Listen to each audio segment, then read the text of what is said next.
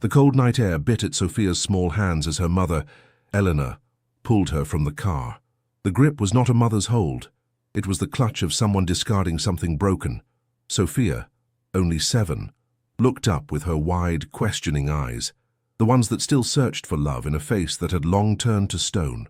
The street was empty, lined with sleeping houses and skeletal trees that clawed at a moonless sky. They stood before a massive, grey building with barred windows, a place that seemed to swallow the light around it. Sophia shivered, not just from the cold, but from the chilling finality in her mother's silence. She didn't understand where they were, only that the warmth of her bed felt a lifetime away. Elena knelt, bringing her face level with her daughter's, but her eyes were void of any affection. Her finger, cold and sharp, rose to trace the edge of the deep red birthmark on Sophia's left cheek. "This," she whispered, her voice a venomous hiss, "is the mark of misfortune. The day you were born was the day my life ended." Sophia flinched, her breath catching in her throat. Then came the words that would become the soundtrack to her nightmares, the foundation of her brokenness. "You're better off dead." The world didn't shatter with a scream. It imploded into a silent, airless void. Have you ever heard a silence so absolute it feels like it could break your bones? That was Sophia's world now. Without another word, Eleanor stood up, her shadow stretching long and monstrous behind her. She turned and walked back to the car, her footsteps echoing a brutal rhythm of departure on the empty pavement. She never looked back, not once. Sophia remained frozen on the cold stone steps, a tiny statue of abandonment. The car door slammed shut, a sound as definitive as a gunshot. The engine roared to life, and the red taillights bled into the darkness, shrinking until they were nothing more than a painful memory. She was alone, facing a door that promised no welcome, the cold of the concrete seeping through her thin shoes, a cold that was beginning to feel permanent, settling deep within her heart. For a long moment, she didn't move. She didn't cry. The shock was a merciful blanket, holding the torrent of pain at bay. Her small hand rose to her cheek, her fingers gently touching the port wine stain her mother had condemned. The words echoed, no longer a whisper but a roar inside her head. Better off dead. Better off dead. Was she a mistake? A curse? The questions swirled in her 7-year-old mind, too heavy for her to carry. The blanket of shock began to fray, and the first wave of pure, undiluted agony washed over her. It was a pain so immense, so soul-crushing, it felt impossible to survive. How does a child's heart even begin to process being told its very existence is a burden? The heavy oak door of the orphanage creaked open, spilling a sliver of harsh, institutional light onto the steps. A stern, unfamiliar face peered down, her expression one of weary duty, not of compassion. Sophia was just a silhouette now, a small girl clutching a worn-out teddy bear, the last relic of a life that had just been stolen from her. She looked up, her large eyes finally overflowing with tears that traced a path over the birthmark her mother had hated. She just wanted to be loved, to be held, to be told she mattered. Was that truly too much to ask? To understand the cruelty of that night, you must first understand the day Sophia was born. It was a day split in two. The first half was a symphony of life, the sterile white room, the rhythmic beeping of machines, and then the powerful first cry of a newborn. Eleanor held her daughter, exhausted but overcome with a fragile joy, but the second half of that day was a violent silence. A doctor with solemn eyes delivered the news. A car accident, a drunk driver, a husband who would never come home. The world tilted on its axis. The joy curdled into a disbelieving horror. In Elena's shattered mind, the two events became one. The birth and the death were inextricably linked, a cruel transaction of fate. In the haze of grief that followed, Eleanor's eyes fell upon the deep red mark on her daughter's cheek. It was no longer a simple birthmark. It was an omen, a stain. She saw it not as skin, but as a brand, left by the tragedy itself. It was the signature of the thief who had stolen her happiness. This belief, born of unbearable pain, took root in her soul and grew into a dark, poisonous tree. She began to call it the mark of misfortune in the privacy of her own thoughts. Every time she looked at Sophia, she didn't see a child. She saw the ghost of her husband, the wreckage of the car, the end of her life. How does a mind broken by loss begin to separate a child from the tragedy that accompanied her arrival? The 7 years that followed were a masterclass in quiet rejection. There were no warm bedtime stories, only a perfunctory tucking in. There were no joyful birthday parties, only a single, sad cupcake eaten in a silence thick with resentment. Elena learned to avoid looking at the left side of Sophia's face, a subtle, constant erasure of her daughter's identity. She provided food, shelter, and clothing, but starved the little girl of the one thing she craved, a mother's love. Elena was a ghost in her own home, and Sophia was the living reminder of why the house was haunted. For Elena, keeping Sophia was a daily act of self-flagellation, a constant reopening of a wound that would not heal. The breaking point came on a perfectly ordinary Tuesday. A kind, elderly woman in the grocery store smiled at Sophia and remarked, "What a beautiful girl. That mark on her cheek is like an angel's kiss." The innocent words struck Elena like a physical blow. An angel's kiss. To her, it was a devil's brand. The comment shattered the fragile dam holding back 7 years of repressed fury and pain. In that moment, Elena's distorted logic solidified into a terrible resolve. She could not amputate her grief, but she could amputate its source. To save herself, to finally breathe again, she had to cut Sophia out of her life. It wasn't a choice made from hate, but from a desperate, selfish need for survival. As she drove away from the orphanage, Elena's hands trembled on the steering wheel. She didn't look in the rearview mirror, terrified she might see the small, abandoned figure shrinking in the distance. She had expected to feel a sense of release, a quiet peace, the lifting of a terrible weight. Instead, a chilling emptiness bloomed in her chest, vast and cold. The silence in the car was no longer a relief. It was an accusation. She had severed the link to her past, but in doing so, she had also severed a part of her own soul. When you run from your pain by destroying someone else, where do you end up? Do you find freedom, or just a different kind of prison? Elena returned to a house that was finally utterly quiet. The silence she had craved for 7 years now echoed with an unbearable finality. She walked into Sophia's small room, where a worn teddy bear lay on the neatly made bed. The air was still filled with the faint scent of her child. There was no relief here. There was no new beginning. There was only the stark, cold realization of what she had done. She had not erased her tragedy. She had just created a new one. The woman who had just condemned her own daughter was not a monster born of pure evil, but a human being so consumed by her own brokenness that she broke the most precious thing she had left. But does that make the act any less monstrous? The iron gate of the state-run orphanage closed behind Sophia with a deafening clang, a sound that sealed her old life, shut forever.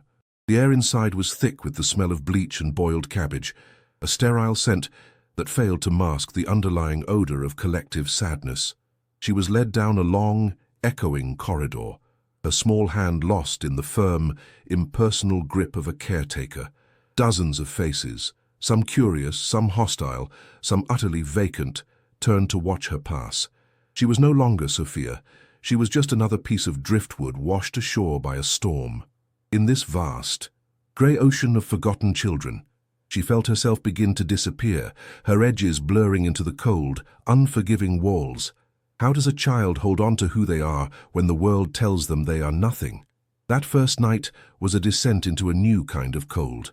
The dormitory was a cavern of shadows and whispers, filled with the soft sounds of other children crying themselves to sleep.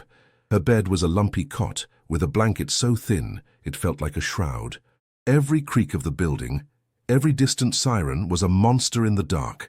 She curled into a tight ball, clutching her worn teddy bear, but found no warmth. The profound, crushing loneliness was a physical weight on her chest, making it hard to breathe. Her mother's face floated in her mind, not with love, but with that final, chilling emptiness.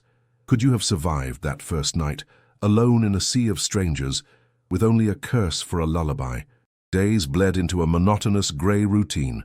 Mornings began before sunrise, with a breakfast of watery oatmeal served in a chipped metal bowl. Sophia learned to eat quickly, her eyes fixed on the table, avoiding the gazes that lingered too long on her cheek. The hunger was a constant, dull ache in her stomach, but it was nothing compared to the starvation of her heart. No one ever touched her with kindness. There were no gentle hands to smooth her hair, no soft voices to read her a story, no warm arms to hold her when the nightmares came. She was a ghost at a banquet, watching others receive scraps of affection while she received nothing. If you saw a child so starved for a simple hug, what would you have done? The other children, hardened by their own losses, quickly found a target in her silence and her mark. They called her Dirty Face, whispering that the stain on her cheek was a curse she brought into the orphanage. One boy, older and crueler than the rest, would corner her in the yard, poking at her cheek and asking if it hurt. It didn't hurt her skin, but each taunt was a fresh cut on her soul. Sophia never fought back. Instead, she learned to pull her dark hair across her face, a living curtain to hide her shame. She perfected the art of making herself small, of folding into the corners of rooms, praying to become invisible. She was erasing herself, one piece at a time. Her mother's words, "You're better off dead," and became the gospel of her inner world. She replayed them every night, a twisted prayer before a sleep that offered no peace. She started to believe them. The children were right. The caretakers who ignored her were right. Her mother was right. The birthmark wasn't just on her skin. It was a stain on her very being. It was the proof of her worthlessness, the reason she was unlovable. This terrible belief took root in her 7-year-old heart and began to grow, its thorny vines wrapping around her spirit, choking the light. Have you ever believed a lie someone told you about yourself so completely that it became your truth? It's a prison built without walls. The caretakers were not cruel, but they were exhausted, their compassion worn thin by too many children and too little funding. They moved with a detached efficiency, their faces weary masks of duty. Sophia was just a name on a list, a mouth to feed, a bed to fill. Once, she woke from a feverish nightmare, her body trembling. She sought out a night attendant, her voice a tiny whisper asking for a glass of water. The woman, without looking up from her desk, simply pointed toward the bathroom down the hall and sighed. That sigh was more devastating than a shout. It was the sound of utter indifference. It confirmed what Sophia already knew. Her pain, her fear, her very existence was an inconvenience. Her only confidant was the threadbare teddy bear, its button eyes having seen all her tears. At night, under the scratchy wool of her blanket, she would whisper her secrets into its matted fur. She told it about the boy who pushed her, about the gnawing emptiness in her belly, about the recurring dream where she was falling through an endless dark sky. The bear was her silent witness, the sole keeper of her sorrow. It absorbed her pain without judgment, its worn fabric a testament to her silent suffering. It was a pathetic substitute for a mother's embrace, but it was all she had. It was a small, soft anchor in a world made of stone. Winter was a season of brutal survival. The orphanage's ancient heating system barely worked, and a permanent chill seeped through the drafty windows and stone floors. The children were given thin coats, but the cold was relentless, sinking deep into their bones. Sophia would spend hours huddled by the radiators, which offered only a phantom warmth. She would press her hands against the lukewarm metal, trying to absorb every last bit of heat. The physical cold was a perfect mirror of her emotional state, a constant, shivering isolation that no blanket could ever fix. Her world was frozen, inside and out. How do you find warmth when your entire world has turned to ice? Even after everything, a small, wounded part of her still ached for her mother. In the quiet moments before sleep, she would try to recall the good memories, but they were fleeting and vague. The scent of lavender, the melody of a half-forgotten song. These fragments only made the pain sharper. She missed the woman who had wished her dead. It was a confusing, terrible love, the kind a child has for the hand that feeds them, even if it is also the hand that strikes. How can a heart long for the very person who shattered it? It is one of the cruelest paradoxes of a child's love. She watched as other children were occasionally called to the front office, their faces a mix of terror and hope. Sometimes they left for good, holding the hands of smiling strangers. A new family, a new life. Sophia never allowed herself to hope. She knew no one would ever choose the quiet girl with the cursed face. She would stand by the window, watching the lucky ones drive away, a hollow feeling spreading through her chest. It wasn't jealousy. It was a profound, soul-deep resignation. She was one of the permanent ones, the ones left behind. Her future felt like a long, empty hallway with no doors. Years passed in this grey twilight. The quiet girl learned to survive on the scraps of life. She became a master of silence, a connoisseur of loneliness. The fire inside her, the spark of childhood, had dwindled to a faint, barely glowing ember, buried deep beneath layers of pain and resignation. She was on the verge of being extinguished completely, of accepting the lie that she was nothing more than a shadow, a mistake. But sometimes, in the deepest, most absolute darkness, a single ember is all that is needed to wait for a breath of air. She had fallen and fallen and fallen again. But something deep inside her refused to let her turn to dust. 5 years had passed in the grey, echoing halls of the orphanage when a newcomer appeared. Her name was Isabel, a retired art teacher who volunteered on Tuesdays. She moved through the facility not with the hurried, weary steps of the staff, but with a slow, observant grace. Her eyes, framed by soft wrinkles, didn't just scan the room. They searched for the stories hidden in the faces of the children. They found Sophia, now 12, a creature of the corners, her dark hair a permanent curtain over the left side of her face. Isabel didn't approach with loud, cheerful words. She simply brought a small stool and sat nearby, sketching the pattern of light on the floor. Her presence a silent offering of companionship without demand. It was the first time Sophia had felt seen without feeling exposed. The following Tuesday, Isabel came with a gift. It wasn't a doll or a piece of candy. It was a clean, crisp sketchbook and a single stick of charcoal. She laid them beside Sophia, her touch gentle and fleeting. "Sometimes," Isabel whispered, her voice warm and raspy like an old blanket, "the things we carry inside are too heavy for words, but a line on a page, it can hold the weight of a storm." For days, the book remained untouched, a silent challenge to Sophia's silent world. The gesture, however, had already done its work. It was an act of faith. Someone believed she had a storm inside her worth showing, not a void worth hiding. This small act of seeing her potential was a key turning into a lock she didn't even know existed. One bleak afternoon, after a particularly cruel taunt in the yard left her spirit raw, Sophia finally opened the book. Her hand, thin and trembling, picked up the charcoal. She didn't think, she just felt. The first mark was a violent slash of black, then came another and another, down till the page was a maelstrom of furious lines. Out of the chaos, an image emerged, a girl's face, half swallowed by shadow, with a single, tear-filled eye staring out. She had drawn her pain, giving it a form outside of her own body. It was terrifying and ugly, but it was real, and for the first time since that cold night on the steps, she felt a release, a tiny fraction of the poison leaving her soul and staining the paper instead. When Isabel saw the drawing, she didn't offer pity. She didn't say it would be okay. She simply looked at the page, then at Sophia, and her eyes filled with a profound understanding. "There you are," she said softly. "I've been waiting to meet you. To be seen, not for the mark on her face or the silence she wore like armor, but for the tempest raging inside her. It was a revelation. It was a crack of light in a windowless room. The validation in Isabel's gaze did what no amount of kindness had ever done.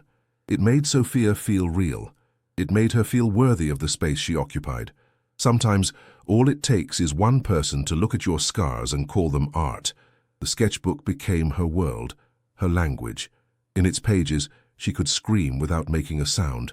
She drew the hollow eyes of the other orphans, the cracked paint on the walls, the fleeting moments of kindness that were like wildflowers growing through concrete. Isabel nurtured this burgeoning voice, bringing her books on artists like Frida Kahlo, women who spun their pain into breathtaking beauty.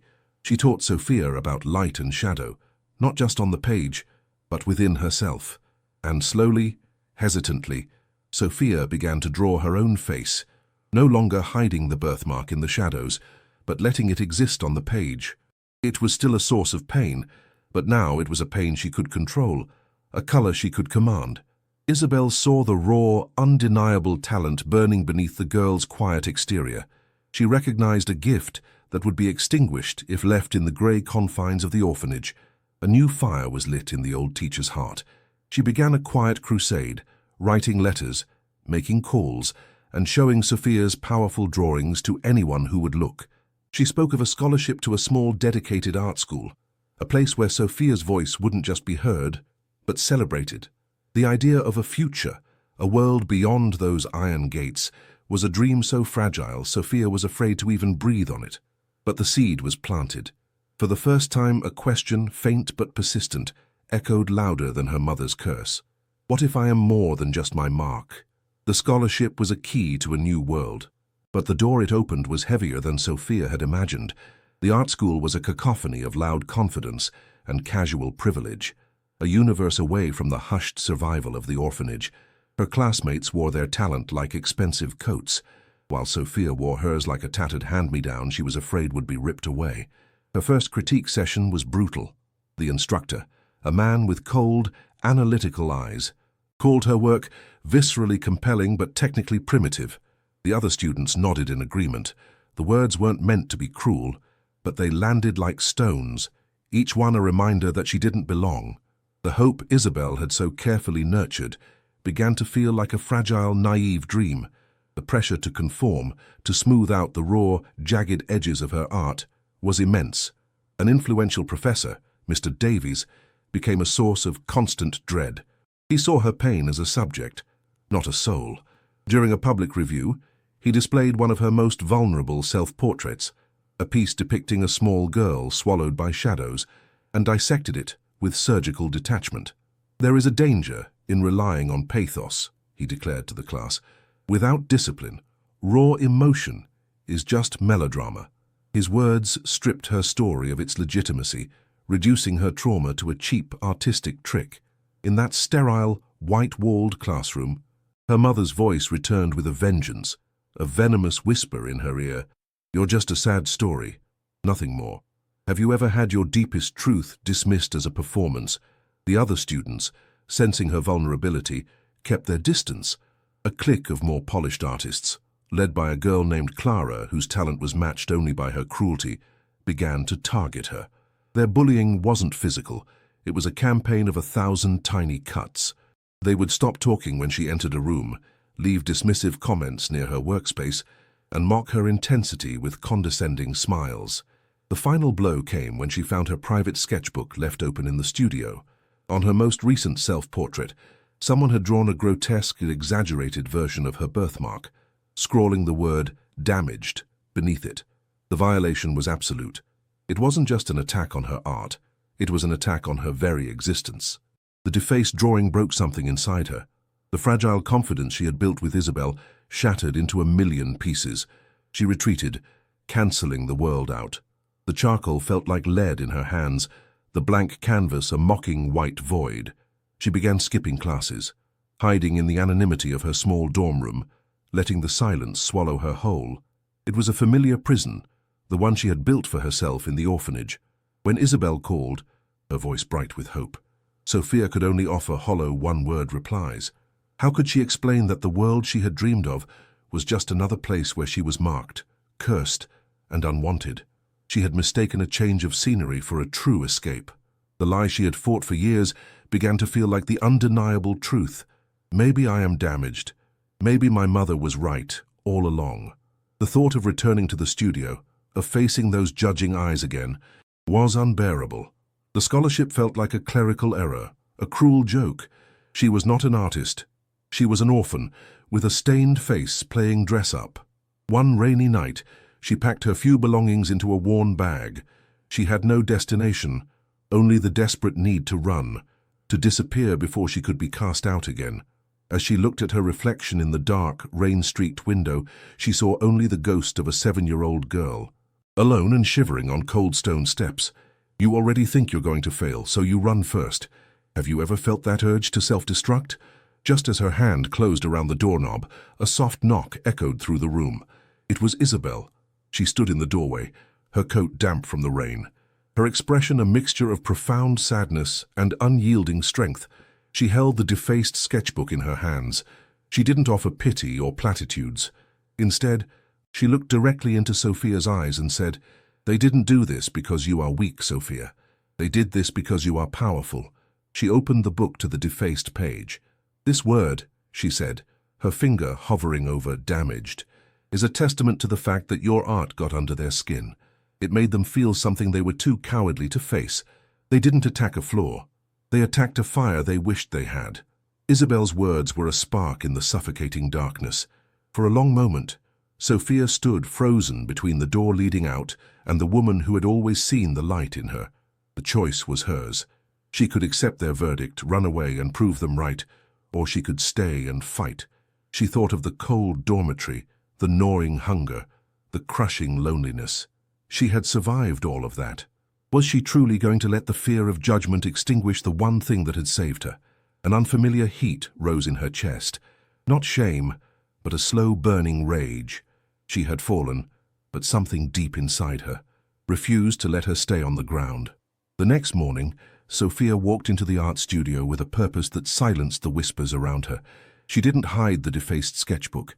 Instead, she carefully tore out the violated page and pinned it to the center of the largest canvas she could find. She picked up a stick of charcoal, then a brush loaded with deep, blood-red paint. She didn't paint over the ugly caricature or the cruel word. She absorbed them. She made the scar the heart of a new, defiant self-portrait. The lines were fierce, the colors unapologetic. She painted her face not as a victim, but as a survivor. Her birthmark no longer a stain of misfortune, but a galaxy of resilience. She worked for hours, fueled by a clarity she had never felt before. The other students, and eventually Mr. Davies, gathered to watch, their condescension slowly melting into a stunned, grudging respect. When she was finished, she didn't step back with uncertainty. She stood beside her creation, her hands stained with paint, her gaze direct and unwavering. The painting was a testament to her entire life, a declaration that her damage was not her weakness, but the very source of her beauty and her power. She hadn't erased her past. She had claimed it. In that moment, she wasn't just an artist. She was a warrior who had finally chosen to turn her deepest wound into her most powerful weapon. 14 years had melted away, and the grey walls of the orphanage had been replaced by the stark white of a respected art gallery. Tonight was hers. Sophia, now 21, stood at the center of the room, not as a shadow but as a source of light. The space buzzed with the low murmur of admiration, the clinking of glasses, and the scent of possibility. She wore a simple black dress, her hair pulled back, leaving the constellation of her birthmark completely exposed to the warm gallery lights. It was no longer a thing to be hidden, but a signature. She moved with a quiet confidence, her eyes, once downcast, now meeting the gazes of strangers with a serene, unshakable strength.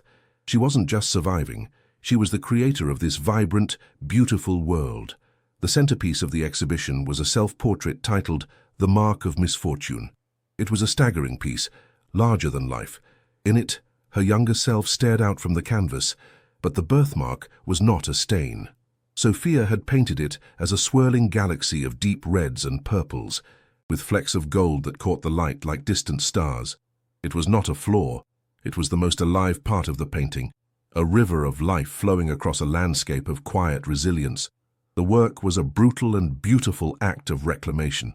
It took the ugliest word ever thrown at her and transformed it into a masterpiece of identity. She had taken the poison her mother had given her and distilled it into a breathtaking, defiant truth for all the world to see. A figure slipped through the gallery doors, a ghost at the feast. She was gaunt, her expensive coat hanging loosely on a frame consumed by illness. It was Elena. She moved with a hesitant, almost fearful gait, a stark contrast to the confident woman who had slammed a car door shut 14 years ago. The vibrant life of the gallery seemed to assault her senses, the laughter and praise a language she no longer understood. Her eyes, clouded with pain and regret, scanned the room, searching for something she couldn't name. She was a relic from a buried past, unearthed and blinking in a future that had moved on without her. She was looking for a broken girl, unaware she had walked into a queen's court. Then she saw it, the self-portrait. Elena stopped, her breath catching in her throat. She recognized the face, the eyes that had once pleaded with her for love, but it was the birthmark, that vibrant, celebrated galaxy of color, that shattered her. She stumbled closer, her hand flying to her mouth as she read the small plaque beside the painting. Sophia. The name was a physical blow. a final judgment. The child she had discarded, the life she had deemed worthless because of a curse, was the very soul creating all this beauty. The realization was not a gentle wave of regret. It was a tsunami of shame that pulled her under, leaving her gasping for air in a room full of people celebrating the miracle she had tried to extinguish. Drawn by an invisible, agonizing force, Elena moved through the crowd. Each step was a lifetime. People parted for the frail, weeping woman, their curious glances like tiny needles on her skin. Sophia was speaking with a critic, her back partially turned, her voice calm and articulate, but then she felt it. A sudden, piercing cold that had nothing to do with the air conditioning. It was a cold she knew from a past life, a cold that had once settled in her bones on a set of stone steps. She turned slowly, her conversation faltering. Her eyes met her mother's across the crowded room. The vibrant hum of the gallery dissolved into a deafening white silence.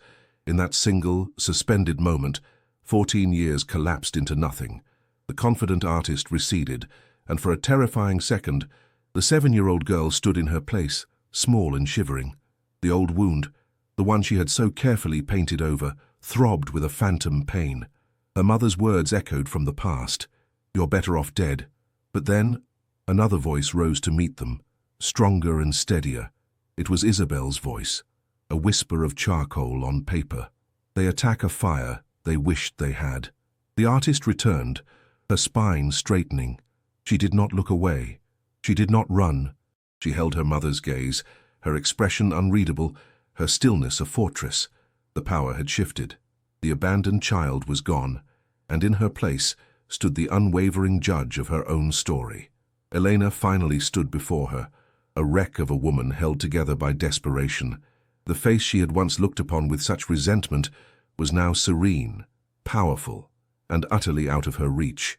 She saw the ghost of her husband in Sophia's eyes, but for the first time, she also saw the daughter she had thrown away, the carefully rehearsed apologies, the justifications born from a dying woman's fear, all turned to ash in her mouth. All that was left was the raw, ugly truth of her failure. "Sophia," she whispered, her voice a dry, broken rasp that was barely audible. I am so sorry. Please, can you ever forgive me?" The question hung in the air between them, a fragile, desperate bridge over an impassable canyon. Sophia remained silent. That silence, once a shield of fear, was now a weapon of clarity. She let the question settle, letting her mother drown in the weight of it. She was no longer the girl desperate for a crumb of affection. She was the gatekeeper of her own peace. What does forgiveness even mean in a situation like this? Is it a gift you give to the person who hurt you, or is it something you do to finally set yourself free? She looked at the frail woman before her, a stranger hollowed out by a sickness of the body and soul, and felt a profound, aching pity. But pity was not absolution. It was simply the sad acknowledgement of a life wasted on a monstrous mistake. Finally, she spoke. Her voice was not filled with rage or tears, but with a quiet, unshakable finality. She gestured with her chin toward the magnificent self-portrait hanging on the wall. "That was your mark of misfortune," she said, her tone level, almost conversational. "You told me it meant I was better off dead." She then turned her gaze from the painting and looked directly into her mother's soul, leaving no room for escape. "You were wrong. It was not an accusation. It was a verdict. It was the closing of a circle. She didn't need to forgive her mother to be whole. She just needed to know and to state that she had been wrong. In that moment, Sophia didn't just reclaim her life. She became the author of its most important chapter. Elena did not crumble. She simply evaporated. Sophia's words, calm and definitive, had not been a weapon, but a mirror, and the reflection had shattered her mother's soul. Elena took a single, involuntary step back, as if pushed by an unseen force. The vibrant sounds of the gallery rushed back in, but for her, they were a distant, mocking echo. She was an island of silent ruin in an ocean of life. Without another word, Sophia turned away, not with malice, but with the finality of a chapter closed. She returned to her guests, leaving her mother to stand alone before the portrait of a child she had never known. Elena was a ghost in her daughter's triumph, a living testament to the fact that some voids, once created, can never be filled. The stark white walls of the gallery, eventually gave way to the warm, chaotic colors of a community art center. Months later, this is where Sophia found her true purpose. She now stood not before critics, but before a small circle of children from foster homes and shelters, their faces a mix of defiance, fear, and fragile hope. She didn't teach them technique. She taught them language, the language of charcoal and clay, of bold colors and messy hands. She showed them how to take the ugly, tangled feelings inside and give them a shape, a form, a voice on paper. She saw herself in each of them, in the quiet boy who drew only monsters, in the girl who painted over her own face. She was giving them what Isabel had given her, a key. One afternoon, she sat with a little girl named Maya, who was fiercely scrubbing at a drawing of a house. Maya had a prominent scar above her eye and refused to draw people. Sophia gently took a piece of charcoal. "Sometimes," she said softly, her voice a warm current, "the things that we think are our flaws are actually the most interesting parts of our story." On a clean sheet of paper, she drew a simple flower, adding a single, jagged line through one of the petals. "See?" she whispered, tracing the line. "It's not broken. It's just a little bit more special than the others." Maya looked from the drawing to Sophia's cheek, a flicker of understanding in her young eyes. Have you ever seen a moment like that, where a single sentence can begin to heal a lifetime of hurt? Sophia's own life found a new rhythm, one of quiet, deliberate peace. Her small apartment was filled with light, plants, and the comforting smell of turpentine and coffee. The nightmares had faded, replaced by dreams of color and form. She still painted her own story, but her canvases grew larger, more hopeful. They were no longer just about survival. They were about flight. She learned to laugh from the belly, to trust the hand of a friend, to find joy in the simple warmth of the sun on her face. Her past was not a ghost that haunted her, but an anchor that kept her grounded in gratitude. She had learned that overcoming a storm isn't about forgetting the rain. It's about learning to dance in the puddles it leaves behind. A letter arrived one crisp autumn morning, its handwriting frail and spidery. Elena was gone. She had passed away in a hospice, alone. The letter, written by a nurse, said that Elena had kept a newspaper clipping of Sophia's exhibition by her bed until the very end. She had left Sophia a small inheritance, a silent apology written in currency. Sophia read the letter, folded it carefully, and went for a long walk. She didn't cry for the mother she had lost, but for the mother she never had. The money was donated, in its entirety, to the art center. She didn't need her mother's apology to be free. She had already freed herself. Would you have accepted the money, or was her choice the only true path to peace? Sophia's story became a quiet legend, not of fame, but of profound transformation.